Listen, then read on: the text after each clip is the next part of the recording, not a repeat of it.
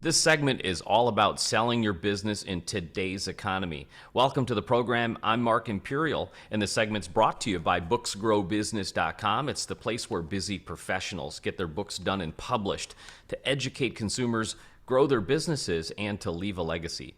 Joining me on this segment is Jeff Moody with Emerald Coast Business Intermediaries. Jeff, welcome to the show. Hey, thank you for having me, Mark. Jeff, tell us a little bit about your work and specifically, who are the types of clients that you help? Okay. What we do is help people to sell and buy businesses. We're business intermediaries, also known as business brokers. Our typical client is someone that has a privately held business that they want to sell and they're not sure, number one, what it's worth, number two, how to go about doing that. And in many cases, they may have had the business for a number of years. And, right there, they can use some help. And that's where we come into the picture. As you mentioned, people have had the business for a number of years. When you meet with folks, is it often, do you find that it's their first time selling a business, or do they even know where to start or what the process looks like? What are sort of the preconceived notions that these business owners have when you first meet them? Well, in many cases, more often than not, in a smaller privately held business, that's, valuation up to around $1 million. They've had the business a long while and they may have bought and sold a lot of homes or a lot of vehicles or other things, but they've never bought or sold a business. Um, so many times, without any kind of exit strategy, they essentially come to the end of the year and say, I'm getting older. I think I ought to sell this thing. And without any planning, it's unlikely that you can sell it for the most and sell it in the shortest amount of time. It takes some preparation work. One of the goals of this series is really to shed light on the truth behind selling a business and preparing it to sell. And as you might imagine, when these business owners decide that they're going to sell, they probably go on the internet and they find a whole bunch of information, whether it's right or wrong. Do you find that there's any big common myth or misconception that you keep hearing over and over again when you first talk to a business owner that's considering selling? Most of the times, Mark, it has to do with valuation. And you're correct, there are sites on the internet you can go out and plug in some stuff, and it may give you an idea of what it might be worth. The other misconception is people talk to other people. Hey, my buddy said, I sold my business for 4 times or 6 times or whatever. And the real question is, times what? A lot of times they think that's annual revenue. And it's a little more specific than that. You have to determine the true cash flow of the business in order to develop a valuation.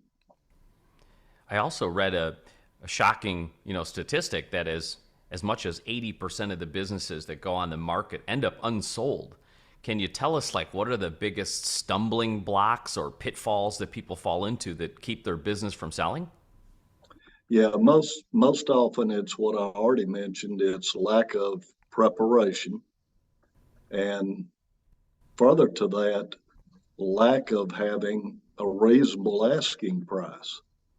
Um, I've had people tell me when we're talking about their business, how much do you think your business is worth in today's economy? And they say, well, I don't know, but I need a meal to chill. And it's got to be rooted in some basis for buyers to see it as a legitimate deal. So um, the incorrect valuation or asking price is a big one. Right on. Jeff, what inspired you to get into this field and help business owners sell their businesses? How did you get started? Mark, it's kind of funny. I spent about 17, 18 years in plant operations and general management, in manufacturing back when we used to make things in this country.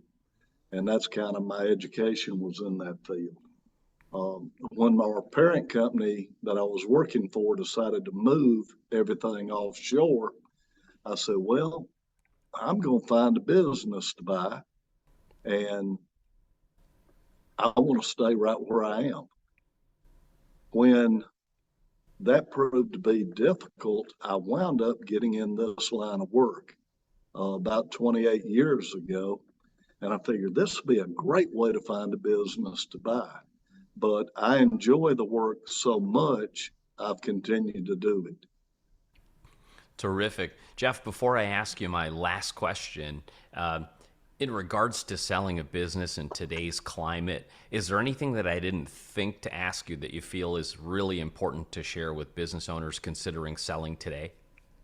Well, one of the questions that comes up, Mark, is it a good time to sell my business? And the answer is it is a good time when it is the right time for you to sell. And normally that has to do with personal reasons. Uh, the interest rates, the economic environment, the political situation actually has very little to do with timing. So if you're going to try to do timing, do it with other things. That may be more true, but with a business, when it's the right time for you to sell it, then let's start planning to make that happen. You shared a lot of great information on this interview. And for business owners listening who would love to speak with you and get your help, how can they find you and connect with you? Well, the simplest way is to go to our website, and that's www.ec, as in Emerald Coast, brokers with an S.com.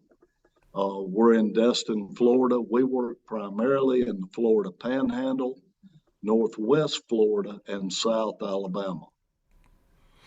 Terrific. Jeff, this has been great. I really appreciate you taking the time to share with my audience today, and I wish you continued success for you and for all of your clients.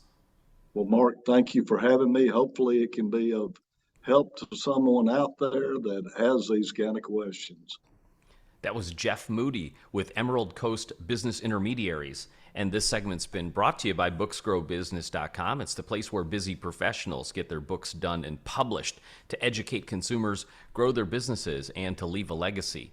That's all for now. I'm Mark Imperial, and thanks for joining me.